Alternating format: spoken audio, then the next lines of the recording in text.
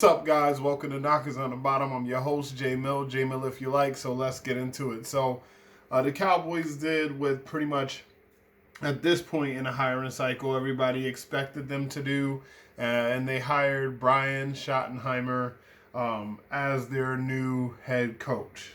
So this is going to be a very interesting season for the Dallas Cowboys. Being that they were pretty much next to the last team to hire. New Orleans is still out there trying to find a head coach. They have some candidates that they're still looking at. But the Cowboys have finally made their decision. It's finally official. And now we can kind of move forward looking at, hey, what people are we going to be drafting? What kind of things are we going to be looking to build? What kind of culture is Schottenheimer going to instill? So the upside of this, if there is one, is that Dak Prescott really loves the guy, right? So Dak Prescott was one of the biggest champions for Schottenheimer in this whole process. Not only that, it seems like the guys also in the locker room like Brian Schottenheimer. Stephen Jones likes Brian Schottenheimer a lot. So it looks like the Cowboys chose this based off of a consensus of people inside the building. Now, if we're just looking at Jerry Jones's, what could be his final hire as far as head coach, before he, is either too old to make the next hire or, unfortunately, something else happens. This one's pretty underwhelming. Not only did the Cowboys not cast a wide, far net like originally it seemed like they were doing when they were talking to Deion Sanders, and then, we heard that they interviewed Bob Saleh and they interviewed Leslie Frazier, and that they might be interested in also speaking with, the gentleman that just got hired over at the New York Jets, whose name is Aaron Glenn. His name was escaping me for a second. And then we heard they reached out to Pete Carroll. And, so it started to seem like, okay, not only that, but they also talked to Schottenheimer. And it seemed like, we were going to get a little bit more in terms of interviews. But then as the days went on, the Cowboys just got relatively lazy.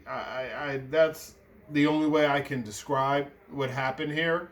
Not saying that Schottenheimer is not a good coach. For all I know, he could be the best of the head coaches that the Cowboys have had, in the last 10 to 15 years. But it didn't seem like the Cowboys took enough time to actually sift through a bunch of candidates and actually really fine-tune who they wanted to hire. It seems like, and I don't want to be on the train of just dissing the Cowboys and Jerry Jones, but how could you not at this point? It seems like they're very much concerned with being comfortable, which is always a bad position, and then also not having someone who is going to rock the boat as far as the Joneses and their authority and what they want to do with personnel and how they want to treat the team. They wanted to make sure they kept someone who would do what they wanted to do. So Schottenheimer has been adamant that, at his next coaching stop that he wants to call plays, right? And there's been rumors circulating around that during Mike McCarthy's time, Schottenheimer saw a lot of the stuff that San Francisco was doing, a lot of the stuff that, Sean McVay was doing and Matt LaFleur, and what was going on in Miami and some of the advanced run concepts and run schemes, and that he kind of brought that stuff to Mike McCarthy and was like, hey, man, we should be doing, more of this and kind of, steering away from what we've been doing right now. Let's kind of update our playbook. And apparently that was met with some resistance. I'm not in the building every day, so I can't speak to that being 100% the truth. But I guess my only hope is that Schottenheimer, if he wants to call plays, that he's been kind of, borrowing from different offenses over the years to kind of construct his own master offense. Now, his father, Marty Schottenheimer, dude was a beast, right? He had 200 wins as a head coach. He could never win the big game. That was what Marty Schottenheimer always had on his resume, right? He had tons of winning seasons. He won a lot. He would get his teams to the playoffs, and then they would all, for lack of a better term, shit the bed. So I don't know if Brian has the same curse on him. I don't know. I have no idea. But it's very interesting that this is where Jerry Jones and the Joneses decided to go, is given Dave Campbell. That's what it's given. It's given Dave Campbell.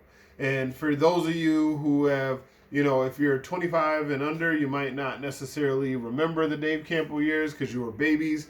But if you're 25 and older, you remember those were the 5-11 seasons, 3 years in a row. The Cowboys went through a myriad of different quarterbacks. I mean, there was the Drew Hensons, and there was the Chad Hutchisons, and there was, the Quincy Carters, and, just so many bad experiments at the quarterback position. But not only bad experiments at the quarterback position, there was bad roster construction. There was lots of roster turnover, bad trades, bad contracts. I mean, it sounds a lot like the state that the Cowboys are in right now, except the Cowboys don't even, actually, they do. They traded a 4th-round pick for Trey Lance, and because of that, they missed out on a running back in last year's draft. And then this year, they traded a 4th-round pick for Jonathan Mingo, and we have to see what happens in this upcoming draft. Maybe they miss out on a running back. Maybe they don't. Maybe it bites them at another position that they could have had some depth at. So the roster right now is in shambles, right? And the coaching staff is also in shambles because you hire Brian Schottenheimer. Awesome, cool, good to go. Who's going to be the defensive coordinator now? Who's going to be the offensive coordinator? Who's going to be the special teams coach? Do we really want Mike Solari back as the offensive line coach? I know I don't, because yes, while he got some of the other guys up to play as far as the Basses of the world and the Hoffmans and the Awesome Richards, he didn't really get much out of our 1st-round pick, Tyler Guyton. Now, it does take time to learn. I'm not ready to judge Tyler Guyton on his rookie season. Honestly, anybody who does that, stupid. It's an offensive lineman in the NFL. You got to give it a myriad of time. Actually, honestly, most offensive linemen don't start playing their best until they're about 28, 29. They get good as they go, but when they hit their prime, offensive linemen are usually the later of the primes, right? They're not like a running back who could come in at 22 years old and dominate, or a receiver that after their first year in the league, they hit that 2nd year and boom, they hit their stride.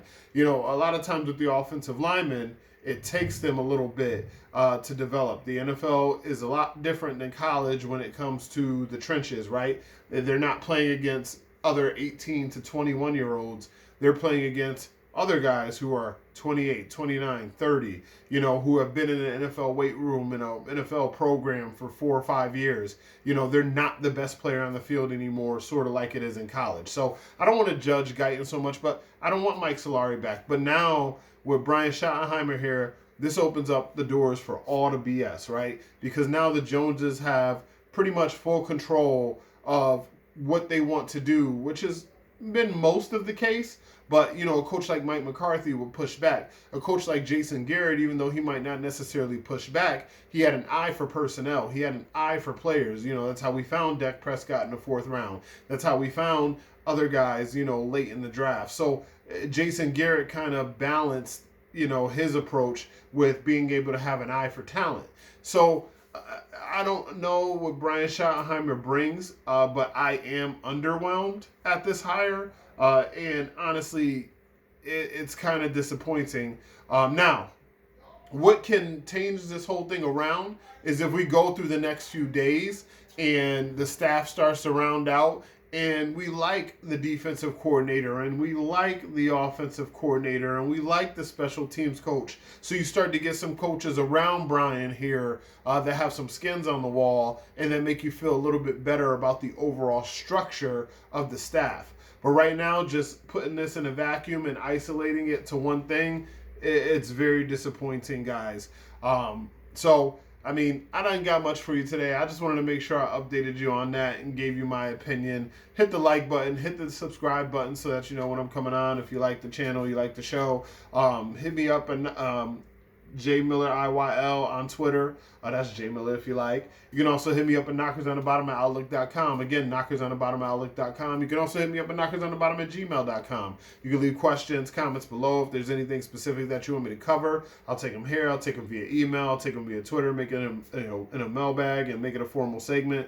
But thank you guys so much for tuning in. Screw the Cowboys for doing this to us. But until next time, I'm your host, J Mill if you like. This has been Knockers on the Bottom. Peace.